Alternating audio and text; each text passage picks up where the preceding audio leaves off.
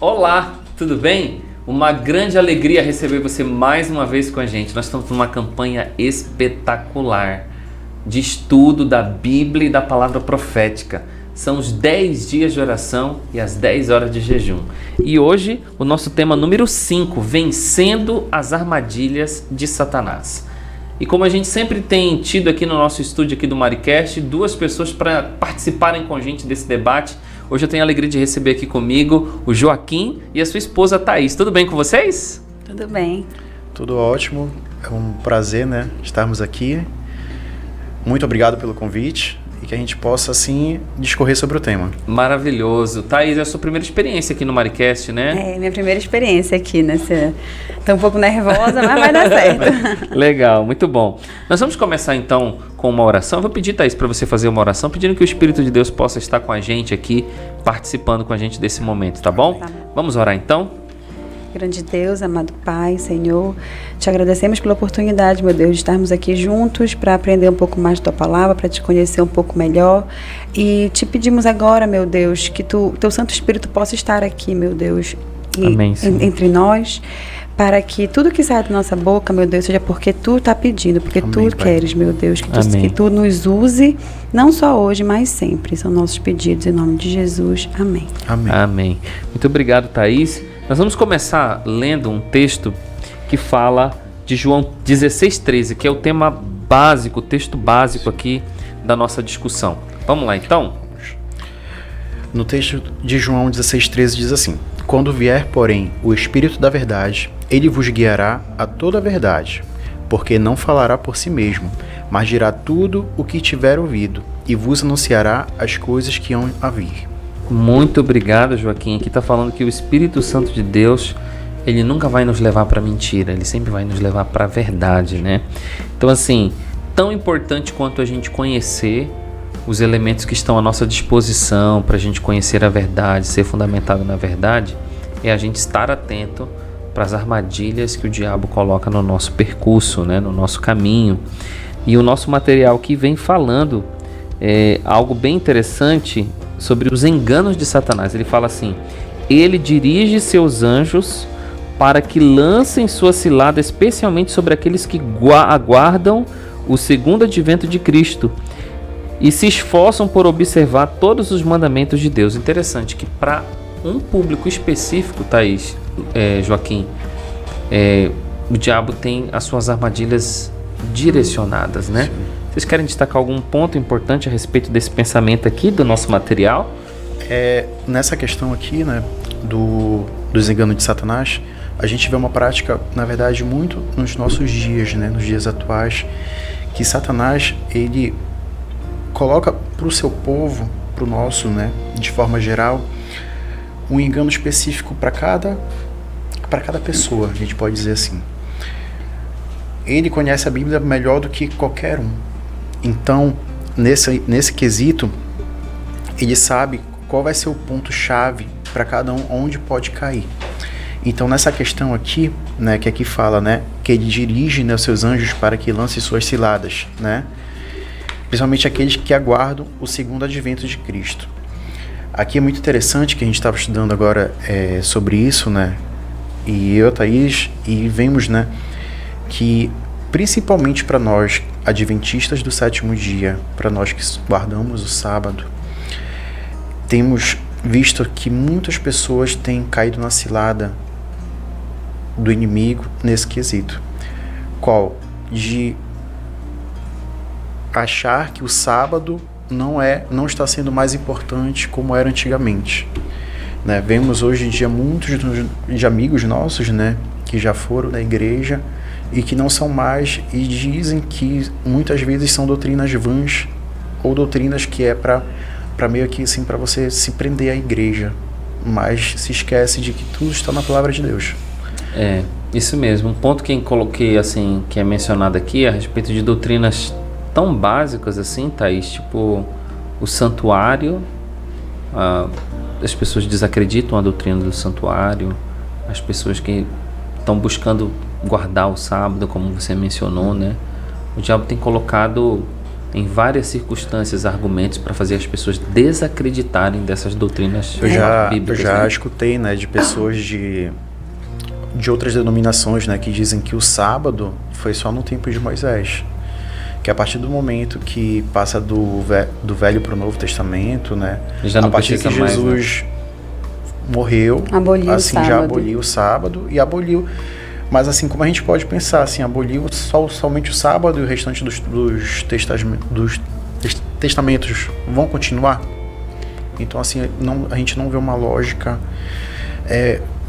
previsível nesse quesito. Somos da denominação, né, do Adventista do Sétimo Dia. Eu, particularmente, percebo, assim, que está cada vez mais perto, né? Porque a gente sabe que Satanás vai usar o domingo, vai tirar o sábado, vai colocar o domingo, isso vai acontecer, e eu sinto que isso está cada vez mais perto de acontecer. A gente vê, assim, pequenas coisas, trabalho. Sábado, hoje em dia, para muita gente, é um dia útil. Não é mais como era antigamente. Eu lembro quando eu era criança, eu sentia que era muito mais fácil guardar o sábado, na época lá, né, da minha infância, porque não tinha muita coisa assim. A minha mãe não era chamada no trabalho, não tinha. Hoje em dia, não. Todo tempo, sábado te ligam sábado como se fosse segunda, terça, quarta, quinta e sexta. E não é. E é difícil, as pessoas até questionam e às vezes debocham da nossa fé, né? Tu não pode ir no sábado, não vai atender no sábado, porque o sábado, como se o sábado para eles é normal, mas pra gente não. Pra gente é um dia santo mesmo, né? Às vezes, né, a gente vê isso, eu digo que aconteceu uma vez um caso comigo, de uma prova da faculdade, caiu numa sexta-feira à noite, e eu falei, né, professor, olha, eu sou adventista, eu não posso estar presente, expliquei para ele os motivos, né, ele até perguntou, mas se é sábado, a gente vai estar na sexta. Expliquei o motivo de não, porque após o pôr do sol, a gente já considera que é outro dia e tudo mais. Ele falou, não, mas olha só, Joaquim, tem outro rapaz também aqui que vai fazer prova que ele é adventista, pô. Ele falou que o pastor dele conversou com o pastor, então tá tudo certo, entendeu? Uhum. Então, às vezes, até o nosso maior exemplo, quando a gente fala que é adventista do sétimo dia, a gente professa a fé e dá esse maior exemplo, infelizmente a gente acaba sujando muitas vezes o nome da igreja em relação a isso. Um outro aspecto que aparece aqui interessante, que é assim, a respeito de como resistir, né? A palavra profética diz que a gente pode resistir essas investidas do diabo, né? E um dos aspectos que é colocado aqui é que assim, o diabo ele é um perito conhecedor da Bíblia, né? Ele diz assim, Satanás é perito em citar as escrituras, dando sua própria interpretação às passagens pelas quais espera nos fazer tropeçar. Uhum. Quando eu vi isso daqui, eu pensei assim, nós temos uma matéria na faculdade de teologia que se chama assim, hermenêutica, que é a arte de você pegar o texto e você trabalhar o texto e interpretar o texto, né? O diabo, ele usa essa ferramenta da hermenêutica, só que ele faz isso de forma tendenciosa. E um ponto que a gente quer destacar também, assim, que as pessoas que não estão solidificadas na Bíblia, que não têm conhecimento da Bíblia, são pessoas que facilmente serão conduzidas para o engano e para o erro, né? Ao mesmo tempo que devemos estar constantemente em guarda contra a cilada de Satanás, devemos também com fé orar sempre, não nos deixes cair em tentação, diz Mateus capítulo 6, verso 13. Vocês querem destacar alguma coisa aqui, Joaquim, Thaís? Nesse do como resistir, né, o que lendo, estudando a revista dos 10 dias de oração, eu entendo assim, a gente precisa orar muito, porque quando a gente vai ler a Bíblia, muita gente pega a Bíblia para ler e acha que é só ler e acabou. A Bíblia tem muito para falar pra gente, mas para isso a gente tem que estar conectado com Deus. Não é tu abrir a Bíblia ali, um versículo, um capítulo hoje e fechei, não. Se a gente não estiver conectado com comunhão com Deus, tu não vai conseguir entender o que a Bíblia quer te falar de fato, né? Então, orar para que Deus antes da gente ler a Bíblia, eu acho muito importante a gente orar, pedir para Deus nos mostrar, nos orientar, que o Santo Espírito dele esteja ali com a gente naquele momento, nos ajudando a interpretar, porque é uma leitura difícil, quem não está habituado tem dificuldade de entender algumas palavras, então é pedir essa orientação de Deus mesmo, para que ele esteja com a gente ali no momento da leitura da Bíblia, para que a gente possa conhecer de fato saber o que a Bíblia está falando, né? Porque senão a gente lê só por ler. E às vezes a gente vê também, pastor, muitas pessoas às vezes pegam assim versos bíblicos assim avulsos, né? Às vezes até mesmo tiram do contexto e fazem umas aplicações assim que não tem assim... Não estão conectadas com a realidade, não, né? Nem um pouco. Nem um pouco. Então, se a gente não conseguir pegar o contexto e estudar profundamente a palavra de Deus, a gente, além de a gente não suprir nas nossas vidas, a gente não vai conseguir também suprir a vida dos nossos para quem a gente quer passar. Então, às vezes é muito importante a gente ter um estudo mais aprofundado com Deus, para que a gente possa dar esse testemunho também. Muita gente questiona, né? Qualquer questionamento da Bíblia, se tu não estiver bem firme na palavra, tu não vai conseguir convencer aquela pessoa que ainda não conhece, né, que tem dúvida, tu não vai conseguir explicar e convencer ela da verdade. Tu vai deixar no ar, tu vai ficar sempre no ar, vai deixar ela com mais dúvida. Às vezes aquela falha tua ali é o deslize da pessoa de não querer mais nem se interessar, né, perder o interesse total. Um outro ponto que é destacado aqui no nosso estudo a respeito das doutrinas venenosas, que a comunicação com os mortos lançou bases, né, em terras em que antes eles não tinham essa percepção, né? Eles não tinham essa crença. Então, essa crença de que os mortos na verdade não estão mortos, mas eles ainda permanecem de alguma forma, só mudaram o seu formato, né? Recebeu o nome de espiritismo. A prática de comunicação com os seres que pretendem ser os espíritos daqueles mortos tem se generalizado.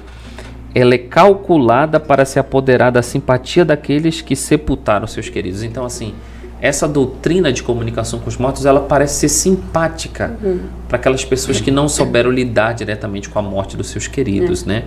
Então, assim, o diabo tem feito uso dessa frente, desse conhecimento que não tem respaldo da Bíblia, para enveredar muitos no engano também, né? Sim. Principalmente porque a morte é muito delicada, né? Eu digo muito que eu comparo o meu pai quando ele perdeu o pai dele e quando ele perdeu a mãe dele. Quando ele perdeu o pai dele, meu avô, ele não era da igreja, né? Então foi um sofrimento assim que doía na gente, sabe? E agora, mais recente, tem 2 anos, ele perdeu minha avó. Foi totalmente diferente. Sereno, pleno, porque ele sabia, ele tinha certeza de que quando Jesus voltar, ele vai reencontrar ela, entendeu? Tem então a tristeza, gente encara, né, que é normal, a morte de outra forma, né? É uma forma diferente de encarar. Então quem não é apegado a isso, sente a morte muito, muito dolorosa, muito difícil, e se apega nesse plano espiritual, né? De que pode estar aí a alma, o espírito que vai reencontrar aqui na Terra ainda, e a gente sabe que não vai. Tem até 2 casos, né, que eu falo assim por experiência própria, né. A primeira, recentemente, a minha tia faleceu e eu vejo que foi um sofrimento assim inimaginável para os meus primos e tudo mais. Eu até falei para Thaís que ela não foi comigo no dia por conta do trabalho, mas foi o velório assim mais sofrido que eu já tinha presenciado. Então, assim, quando a gente não consegue estar conectado com a palavra de Deus, a gente não consegue ter esperança de que aquilo, assim, aconteceu e parece que acabou, é o fim. E depois disso, é uma prática, né, de muitas novenas, né? Olha, a gente vai fazer missa de uma semana, 15 dias, 30, aí cada mês vai, porque temos que orar pelo espírito da pessoa. Então, isso é uma coisa muito que já foi colocado na mente das pessoas, que se você não orar pelo espírito daquela pessoa, ela vai estar vagando por aí. Ela vai estar em sofrimento, vai estar lá no purgatório. Então, é uma coisa assim muito forte, que a pessoa, que às vezes a falta de conhecimento que da própria Bíblia a gente consegue encontrar, isso faz com que a pessoa sinta aquele buraco de que ela só pode suprir aquela saudade que ela sente fazendo esse tipo de coisa. E é engraçado que eu tenho uma amiga que ela é evangélica, de outra denominação, mas que ela perdeu o pai há pouco tempo, e todo o tempo todo a gente conversando, ela fala, é porque eu sei que meu pai está olhando por mim, porque eu sei que meu pai está olhando por mim. E eu escuto, né? E respeito, né? Mas eu fico assim até um pouco contraditório, né? Mas a gente, talvez seja modo de falar, mas é um negócio que fica, né, uma pulga ali atrás da orelha, porque a gente sabe que não tá, até não como tem a gente, como. Né, se a gente pegar aqui na Eclesiastes 12:7, né, que fala, e o pó volte à terra como era, e o espírito volte a Deus que o deu. Então é uma coisa bem assim, na Bíblia já fica já. Desde já Gênesis tá citado isso, né? Agora, pra gente poder fechar aqui, Thaís, Joaquim, como que vocês, porque assim, o tema de hoje ele vem falando sobre como a gente não cair nas armadilhas de Satanás, né? Se a gente tá sólido na Bíblia, o diabo vai colocar essas armadilhas, mas ele não vai conseguir derrubar a gente, né? Então, que aplicação pessoal vocês poderiam fazer desse conteúdo, desse material que nós estudamos aqui? Olha, ao meu entendimento, né, mesmo a gente às vezes estudando, Satanás sabe dos nossos pontos fracos de que cada pessoa tem. Então a gente também sabe o ponto fraco que cada pessoa tem. Então nesse quesito a gente tem que estar sempre em alerta, porque a gente sabe que Satanás ele é astuto. Então qualquer momento ele pode jogar a armadilha dele e a gente pode cair. Vigiar e orar, né? Exatamente. Vigiar e muita oração, né? Estar sempre conectado com a palavra de Deus, fazer os cultos familiares. Isso é uma coisa assim que eu sempre me cobro assim bastante, porque se você não está conectado com Deus, você pode ter certeza que você está conectado com Ele. Uma vez eu escutei uma pregação do pastor do Eduardo Batista, que ele falava assim, olha, eu posso estar 99% conectado com Deus, mas aqui não tem 1% conectado com Satanás, não, é 100% conectado com Ele. Porque se você der uma brecha de 1% para Ele te rouba totalmente. E é muito rápido, né? Muito fácil. E ele destrói os outros 99%. Rapidinho. Né? Muito obrigado, Joaquim. Obrigado, Thaís, pela participação de vocês aqui com a gente. Deus abençoe vocês. Amém. Todos nós. E para você que está assistindo com a gente aqui o nosso material, eu quero fazer um convite especial para você não perder a sequência desses temas maravilhosos que nós estamos estudando aqui. Dizer para você que o nosso próximo estudo é o estudo número 6, com o título Vencendo a Ameaça e a Consciência. Nós vamos ter um outro casal aqui da nossa comunidade do Espaço Novo Tempo Marizal participando com a gente, nos ajudando a fazer o debate, a construção da nossa percepção pessoal a respeito dos assuntos que vão ser estudados nessa revista maravilhosa Rumo ao Lar. Eu espero você, hein? Deus te abençoe e até lá!